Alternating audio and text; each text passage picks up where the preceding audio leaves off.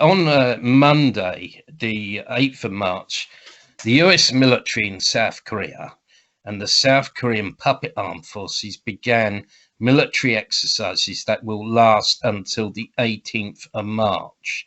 They are a threat to peace and stability on the Korean peninsula, which has been won by much effort. The war games of the US and South Korean military are ones simulating an all-out war against the Democratic People's Republic of Korea.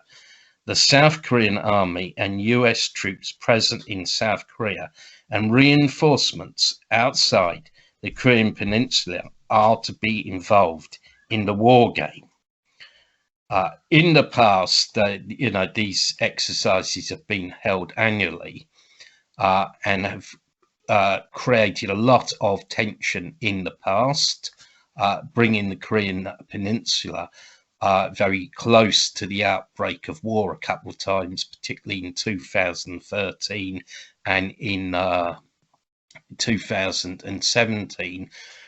British armed forces, to our shame, have actually participated in these horrendously aggressive war exercises against People's Korea. The holding of such military exercises is a flagrant violation of the inter-Korean agreements that were signed in 2018, which clearly stipulated that hostile acts such as military exercises should not be held. The war games also violate the spirit of the historic DPRK US joint statement of 2018. The US and South Korea like to try and justify the war games on the grounds that they are annual ones and that they are defensive. This is nonsense. They can be compared to fire drills at a workplace. Fire drills are held not just to annoy the staff or for entertainment, but to prepare for the eventuality that one day there could be a real fire. Similarly, military exercises are held to prepare for an outbreak of an actual war. Otherwise, there would be absolutely no point in holding them.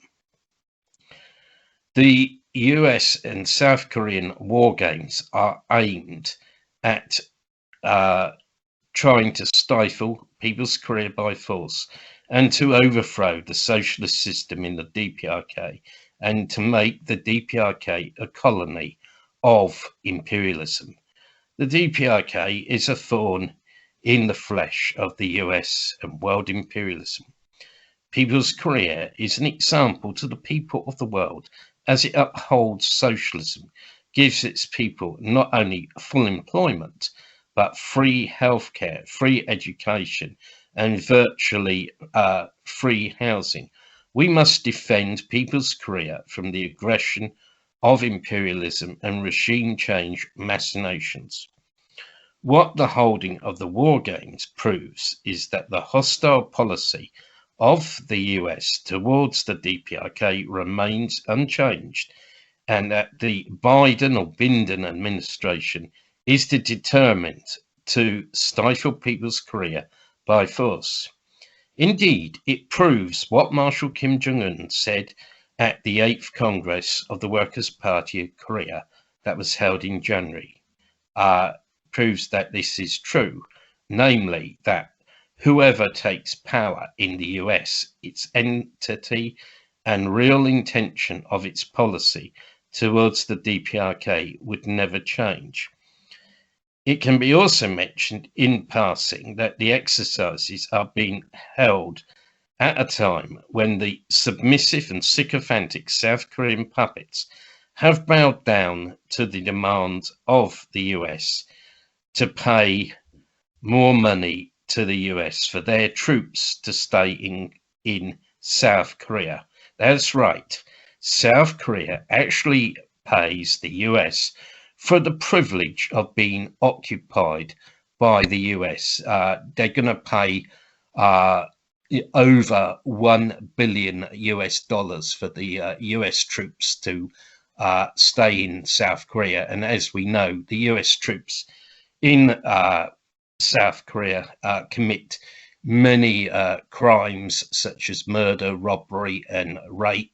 In 2002, two South Korean schoolgirls on their way home from school were run over by a US Army APC, and the two culprits, were not tried for murder.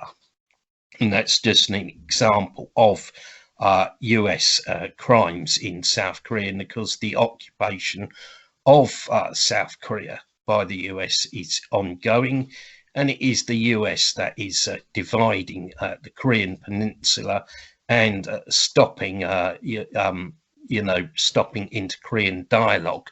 And, these exercises that are ongoing until the 18th of March will further strain and complicate the situation.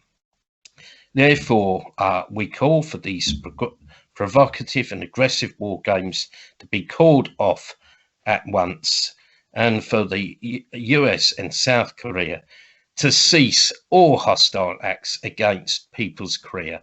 Long live People's Korea, long live the Juche Idea, long live reunification. Korea is one, US out of Korea. Thank you for listening.